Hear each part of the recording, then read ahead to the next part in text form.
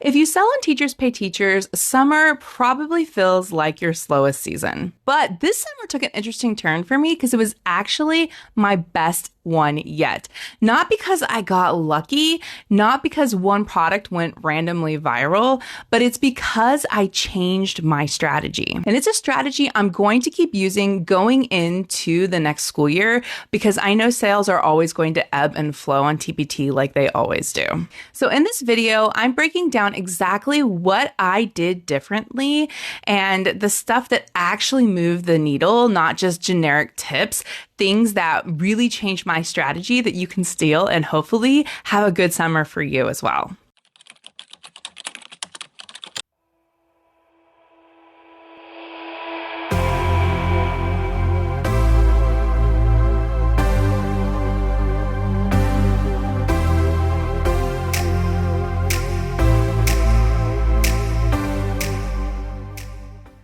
Welcome back to my channel. If you're new here, my name is Rachel from the Behavior Check-in, and I'm a K-12 behavior specialist, and I help teachers with real strategies for real classrooms. I also create resources that save teachers precious time and just streamline things and make their lives a whole lot easier.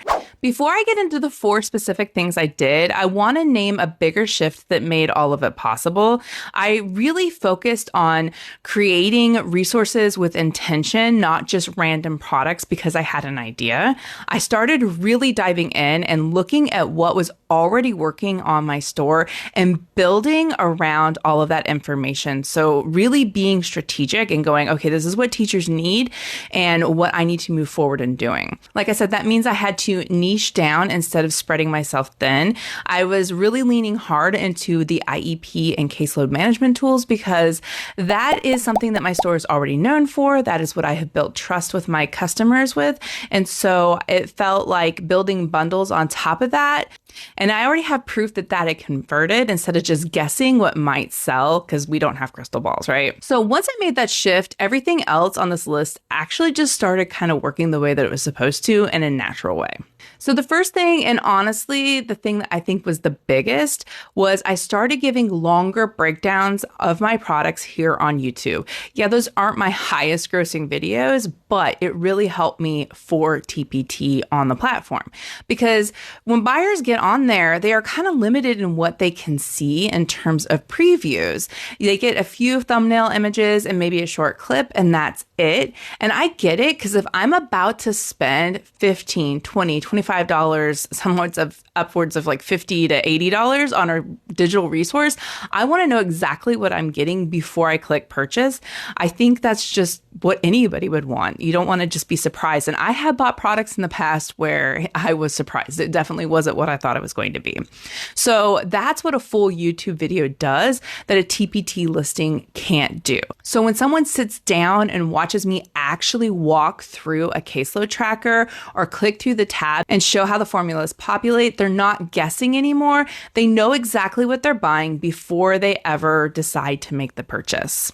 And I think this is really important because you have more satisfied buyers, or at least buyers who aren't disappointed because they knew what they were getting when they bought that product. I've also noticed that this kind of content brings in a different kind of buyer. Someone who watches a full video about a product before buying it is already warmed up and they already understand the product, and that shows up in the numbers and sales. My conversion rate from YouTube traffic has consistently outperformed almost every other traffic source that I have. Even though it's not my biggest source of clicks and it has a smaller audience, it also has more trust and higher conversions. And that's a trade that I think is worth it every single time.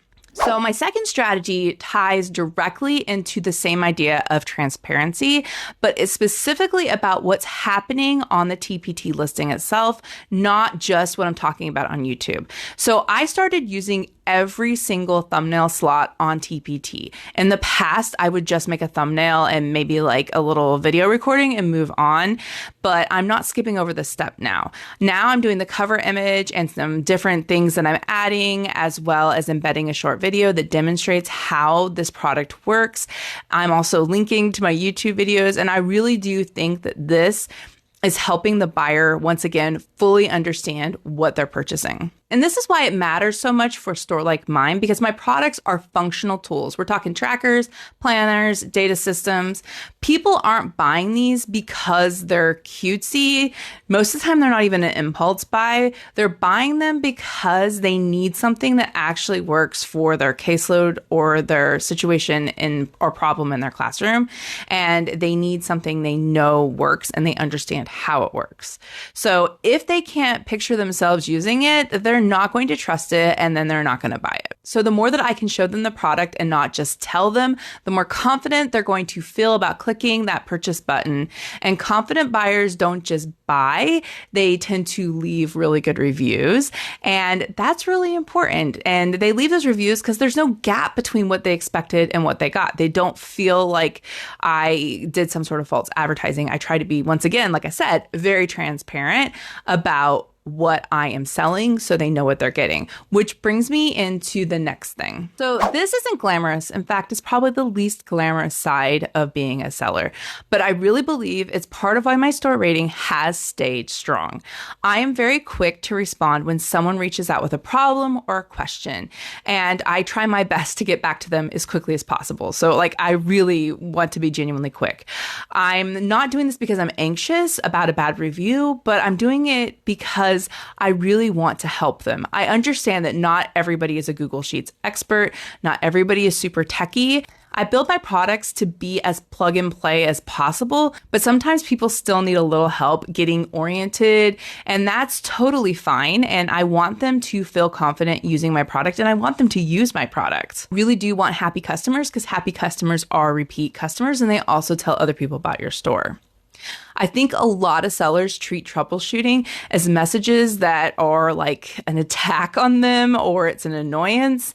And I really try to treat it as part of the product, part of the customer service. So if someone messages me confused about a formula or a tab, I do my best to walk them through it every single time. And here's the part that connects back to the strategy that I have for my store. A high store rating doesn't just feel good for me.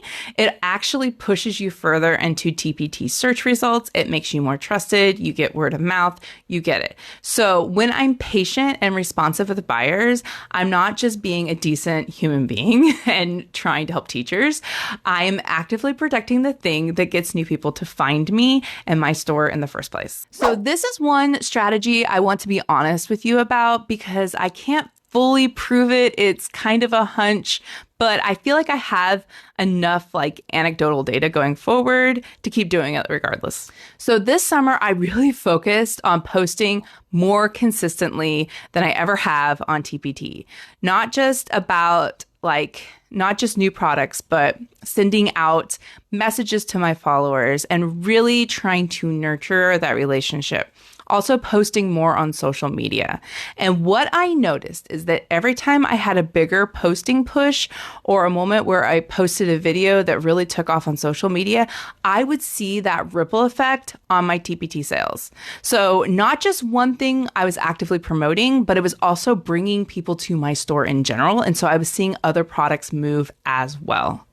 Now, I can't directly correlate the two, but I'm seeing that when it happens. My theory is that more consistent posting keeps you more visible in whatever algorithm you're dealing with, whether it's TpT's own search or recommendation system or social media platforms driving your traffic to the page. But correlation has been strong enough, consistently enough, that I'm not walking away from it. I'm seeing the results, and I'm going to keep doing what I'm doing because it is working. So if anything, I'm going to be doubling down and going into the school year, keeping that moving forward and being more consistent. And I think I'm just going to get more organized on how I promote and batch plan. And that's going to be a big thing that I'm focusing on. Now, I want to talk about something I think is actually one of the most useful lessons from the summer. And it's the one thing that took me a minute to fully understand myself. So I launched a few new products this summer, a caseload planner being one of them. I did my forced choice survey. I did my ABC data trackers. I really pumped out the products. And for a while, I was getting decent views on them, but then sales were just not coming in. again. I was getting those views, but not the purchases. And that can be really disheartening. But if I'm being honest, my first instinct was to wonder if something was wrong, or if people didn't like it, or if I priced it wrong, if the listing wasn't clear. You know, we tend to go to the worst case scenarios, and we should be critical about what we are doing, but we also need to be patient, because here's what actually happened. The products that I had put out, they were getting those views, and they did pick up momentum right around the time that TpT ran their big sale in August. So my theory is that people weren't ignoring it. They were just waiting. So they saw it. They made a note that they wanted it, and then they held out for the discount, which I fully understand. You know, save money where you can save money. We're teachers, and we need to do that. And I noticed something similar during a bigger social media push that I had too. When that post took off, it wasn't just a specific product I was promoting that sold. Like I said, others were picking up across my store as well. So when I typically promote a product, I promote the direct link, but I've also been promoting my store, which I think has helped because people get in there maybe for one product, but then they see other things that maybe meets their needs a little bit more. So once again, people weren't buying just one thing. They were actually going in and browsing my store, which I like, because then you potentially get more sales from that. The lesson here is really about patience and correct diagnosis. So if you see views without immediate sales on a newer product, don't panic and just assume that it's like a big flop. I really think you need to be patient. You need to look at the timing. You need to look at what else is happening around it. A sale, bigger traffic, a season, anything that might mean people are waiting or people aren't shopping right now, and kind of give it some time and exploring that before just assuming that it flopped.